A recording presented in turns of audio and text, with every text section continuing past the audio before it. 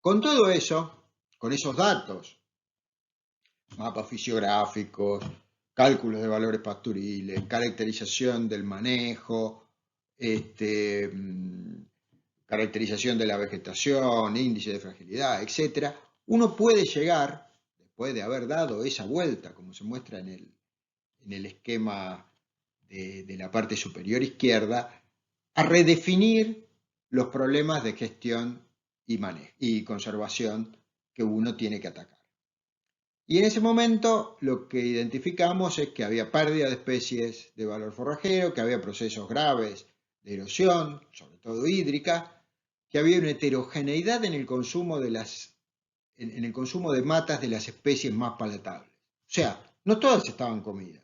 Algunas estaban muy comidas y otras no estaban comidas para nada. O sea, había un fenómeno dentro de una misma especie, supongamos Poa ligularis, un sobre y subpastoreo que se daba a escala de parche.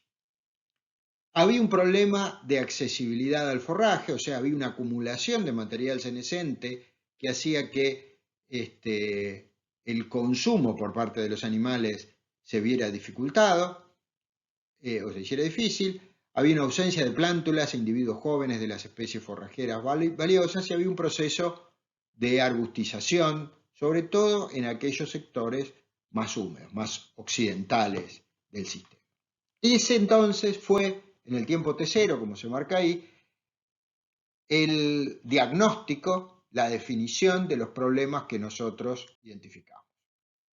Esto que les mostraba, o que les comentaba de los problemas, se ven en alguna de estas diapositivas. Las dos matas que aparecen ahí, una en el extremo de la cinta métrica y la otra en el otro extremo, son la misma especie, Festuca palescens. Una está muy comida y la otra prácticamente no ha sido comida, probablemente porque tiene una cantidad de material senescente y muerto en pie que dificulta el acceso de los animales. Otro problema es evidente acá, la generación de pavimentos de erosión entre esas matas. O sea, hay una pérdida de suelo, el suelo que se pierde es aquel que se puede mover, escurrir junto con el agua, y las piedras, los materiales más gruesos, van quedando formando estos pavimentos de erosión. Acá vemos más ejemplos de estas matas sobre y subpastoreadas de la misma especie de Festuca palescens, y situaciones en donde la situación era mucho mejor, o sea, la cobertura era alta, y uno percibía entonces el potencial. La situación esa en donde a priori suponía que el impacto del uso, esa otra dimensión que yo les había comentado en la síntesis, había sido menor. De esa situación se pasaba a estos pavimentos de erosión que les comentaba, por erosión, en algunos casos uno veía claramente el escurrimiento, la erosión laminar, el movimiento de material asociado a escurrimiento de agua, y que en algunos casos extremos llevaban a pérdidas de probablemente ahí 2 metros o 1,50 m de suelo y la formación de cárcavas muy importantes en las zonas más bajas. Todos estos son ejemplos de eso que nos llevaba en última instancia a el planteo de hipótesis. O sea, desde dónde empezamos a generar acciones para operar sobre los problemas que habíamos identificado. Y en ese momento planteamos estas hipótesis, que van a ver, tienen algunas inconsistencias respecto de lo que discutimos en clase el otro día acerca de las hipótesis. Lo vamos a discutir. La primera era que pastoreos con altas cargas instantáneas y descansos durante parte de la estación de crecimiento minimizan el proceso de desertificación.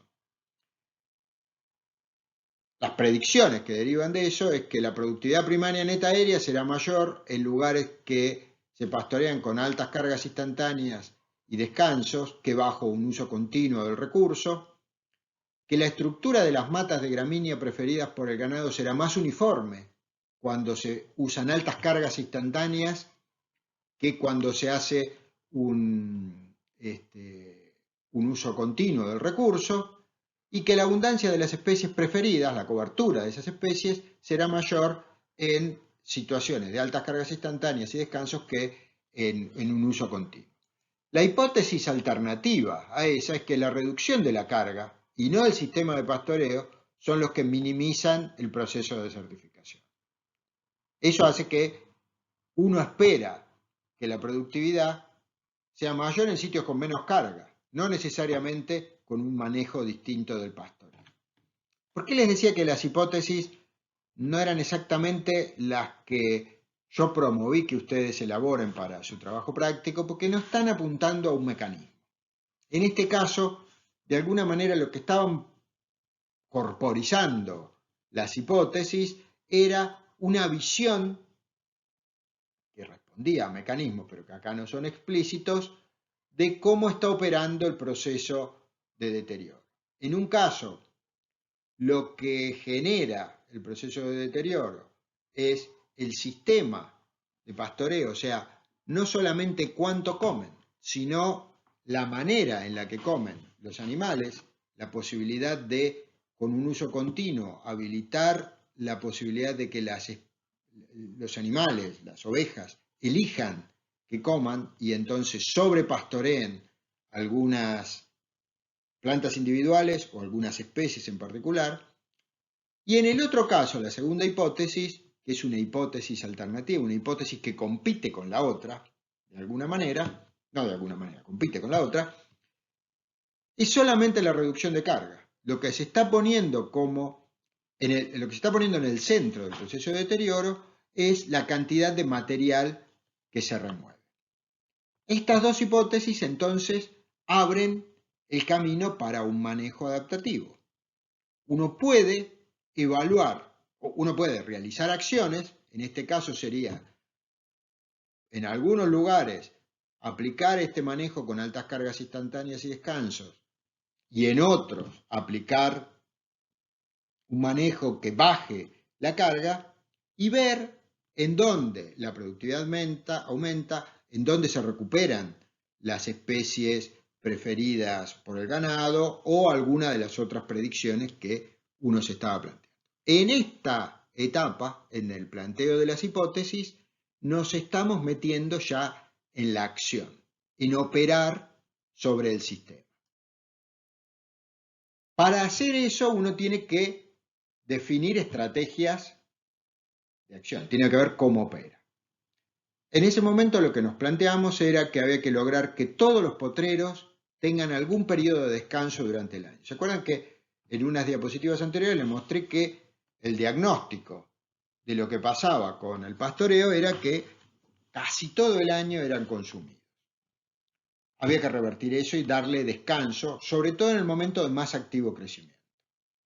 La otra cosa era acortar los tiempos de permanencia de los animales en cada potrero, sobre todo en el momento en el que la capacidad de rebrote de las plantas era mayor, generalmente en primavera y principios del verano. Y la otra cosa es armar manejos, o sea, operar sobre el sistema de una manera que mantenga la flexibilidad, o sea, que nos permita evaluar qué está pasando y eventualmente modificar eso, que sea posible modificar eso, no generar un manejo que no tiene vuelta atrás.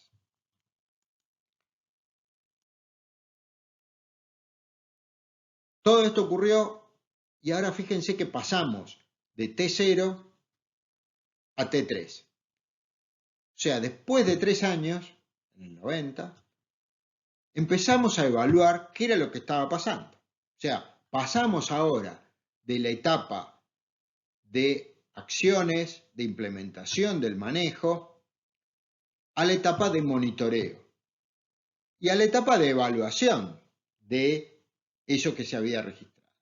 Y eso implicó entonces generar observaciones, registros, datos en la vegetación, en los animales y en el sistema de manejo. Y obviamente para poder evaluar uno tiene que tener un contraste. Y acá apareció una de las primeras dificultades, esas dificultades que describimos cuando analizamos algunos de los capítulos en el handbook ese de los canadienses, del sistema forestal canadiense, que planteaba las alternativas de diseños experimentales, llamémosle entre comillas, en sistemas de manejo adaptativo. Y una de las primeras dificultades es plantearse un control. La otra es encontrar repeticiones. La otra, que ya descartábamos, era asignar los tratamientos al azar. Nosotros no íbamos a tener un diseño de experimento, nosotros no podíamos decidir en dónde hacíamos una cosa o la otra. Lo que sí podíamos tener eran dos situaciones que venían experimentando un proceso de deterioro parecido, o por lo menos que nosotros teníamos alguna evidencia de que estaban transitando por un camino de deterioro parecido. Estos gráficos que aparecen ahí muestran lo que pasa con la producción de lana y con la cantidad de animales esquilados en dos estancias, en dos campos contiguos. O sea, uno al norte del otro. O sea, estaban en la misma franja, algo que era crítico, porque no podemos comparar uno que estuviera al este con uno que estuviera al oeste, porque están en distinta posición del gradiente de precipitación y de productividad. Estos estaban arriba y abajo, lo cual daba idea de que la disponibilidad de recursos era más o menos parecida. Además, habían sido manejados en el pasado de la misma manera. De hecho, lo había manejado el mismo grupo. O sea, venían de las viejas estancias inglesas que se fundaron en Patagonia luego de la denominada conquista del desierto, o sea, de haber masacrado y haber expulsado a los pueblos aborígenes y haber tomado el control, primero el ejército de Roca y después haberlo transferido a compañías inglesas. Esos mismos ingleses habían manejado esto de la misma manera, con el mismo material genético en cuanto al ganado, en cuanto al tipo de administrador. O sea, en principio había buenas evidencias para pensar que tenían historias parecidas, disponibilidad de recursos similares, y cuando uno miraba, después de bucear en los registros, qué había estado pasando a lo largo del tiempo, en los dos había una pérdida de la capacidad de carga, cada vez tenían menos animales, y también había una pérdida en la cantidad de lana producida, lo cual era una mirada en el nivel trófico herbívoros de lo que estaba pasando con el sistema. El sistema se estaba deteriorando, estaba perdiendo productividad, que es una de las maneras de definir el deterioro.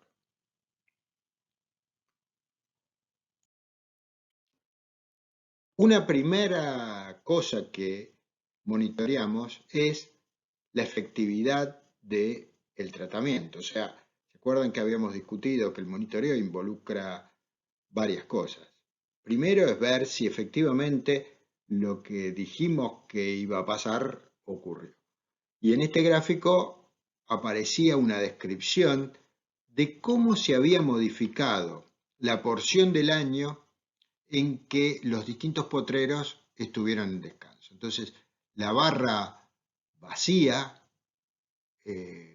grande, es la porción del año que estuvieron en descanso durante el periodo en el cual se implementó el manejo. Y la línea negra que aparece dentro de esa barra es el periodo del año en el que permanecían en descanso antes de que se implementara. De alguna manera lo que estamos haciendo es un control post y ante, eso, before-after control, pero solamente del efecto del manejo, no de sus consecuencias. O sea, no del efecto, sino del manejo. O sea, ¿logramos lo que queríamos hacer, sí o no? En este caso uno ve que efectivamente la fracción del año en la que están en descanso los potreros aumentó de manera importante. El otro aspecto que se evaluó era si eso había modificado y de qué manera la carga instantánea, o sea, cuando los animales estaban presentes, cuántos animales por hectárea había y cómo eso había modificado la cantidad total de material que remueven los animales.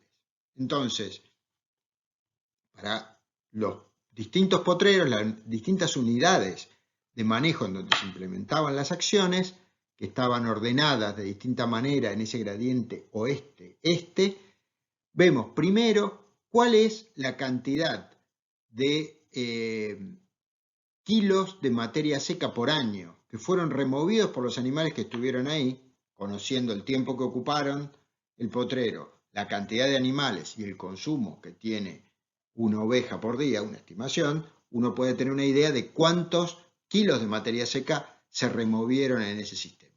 Las barras negras y las barras grises, con distinta intensidad, muestran la situación antes y después.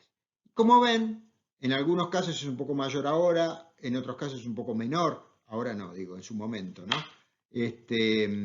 Con la implementación del manejo, pero la diferencia no es mucho mayor. O sea, la cantidad total de materia seca que se removió es la misma o es muy parecida a la situación previa a la implementación del nuevo manejo.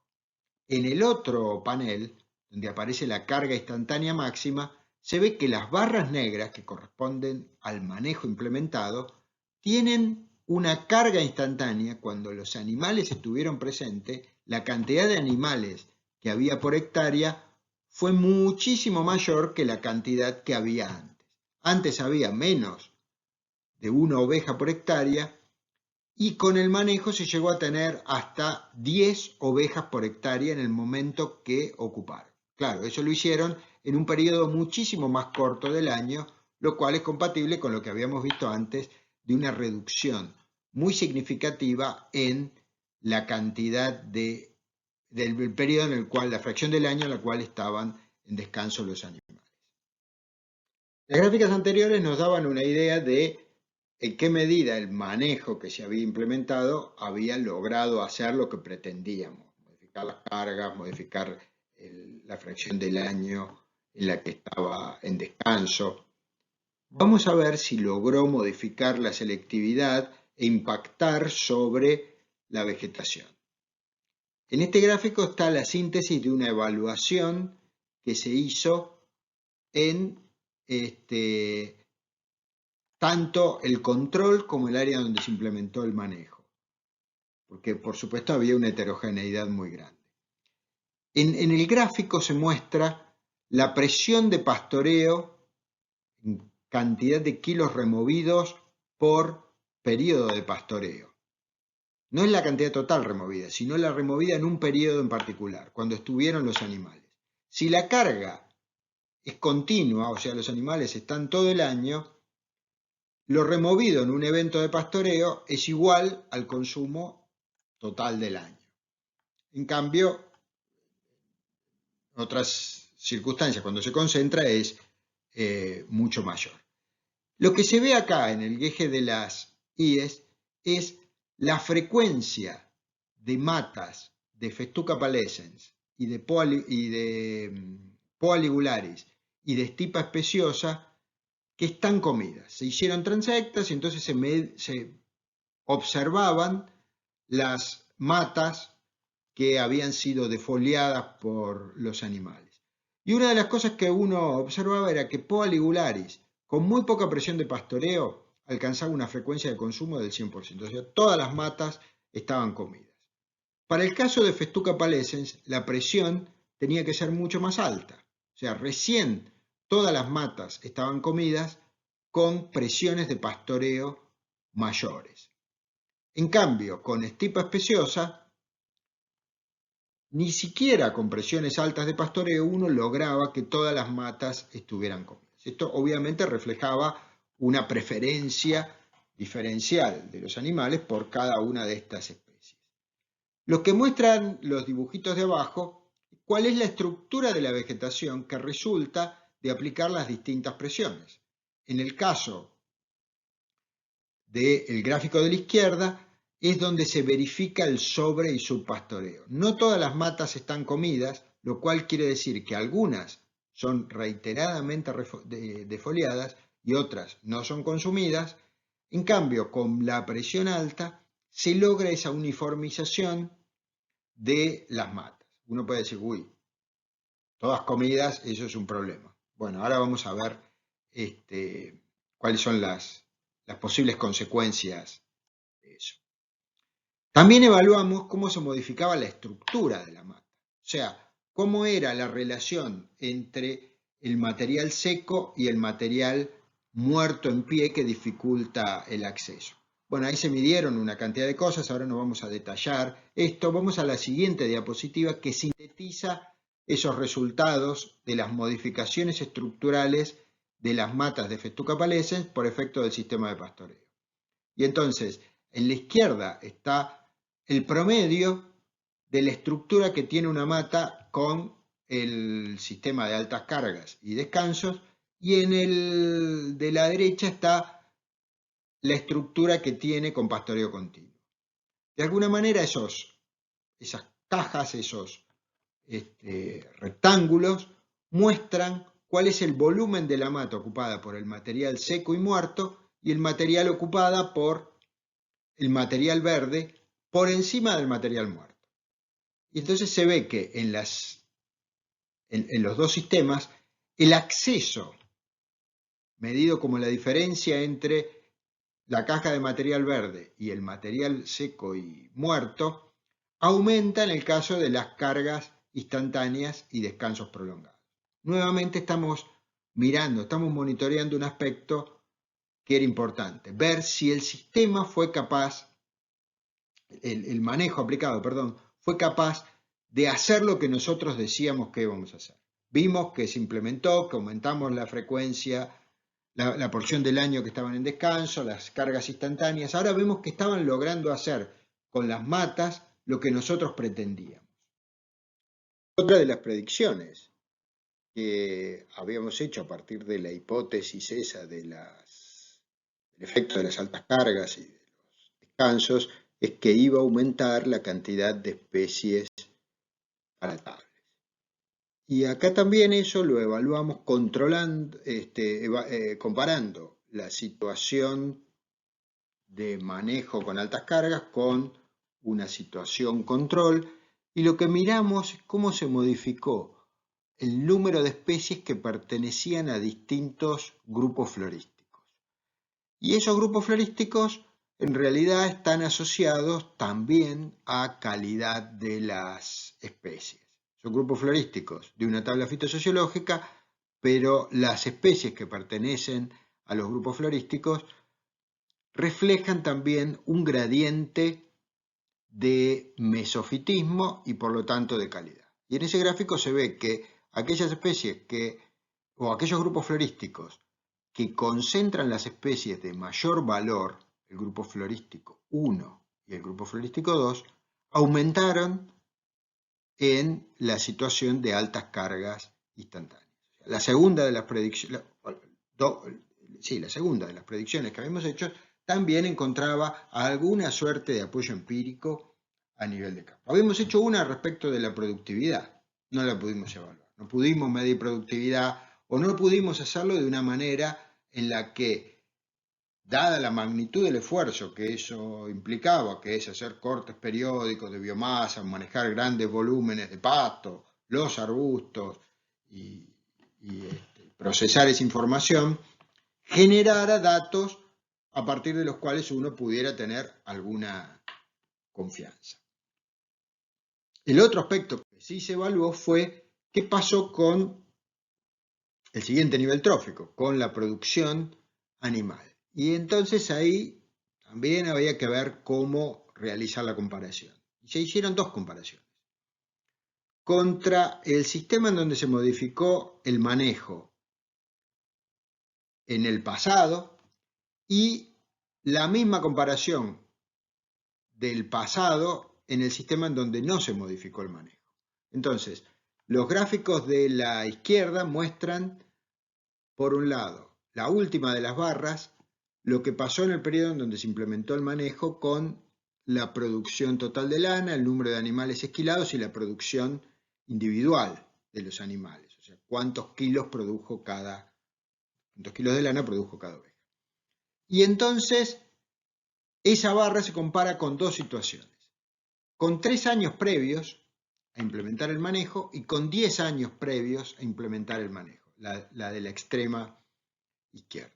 Y entonces uno encuentra que hay diferencias entre lo que pasó cuando se implementó el manejo y antes. Entonces uno podría decir, bueno, pero eso puede ser el resultado de que se dieron años buenos, fíjate que contra los 10 años anteriores no hubo ninguna diferencia. Eso tendría que haber pasado en la situación en la que el pastoreo no se modificó en la situación control, y ahí vemos que se observó un patrón distinto al que se observó en el sistema en donde se cambió efectivamente el manejo. Después de hacer esto, uno encuentra que había algún tipo de respuesta en el sistema, por ejemplo, pero por supuesto aparecieron problemas. Empezando de abajo para arriba, el primer problema que apareció fue cuánto nos creíamos esos gráficos que les estuve mostrando, o sea, cuán sólidas eran las evidencias de cambio. No teníamos réplicas, no teníamos buenos controles, no teníamos un diseño experimental, algunas variables no las pudimos medir. Eso restringía la confianza en la que uno tenía, la confianza que uno le tenía a los resultados.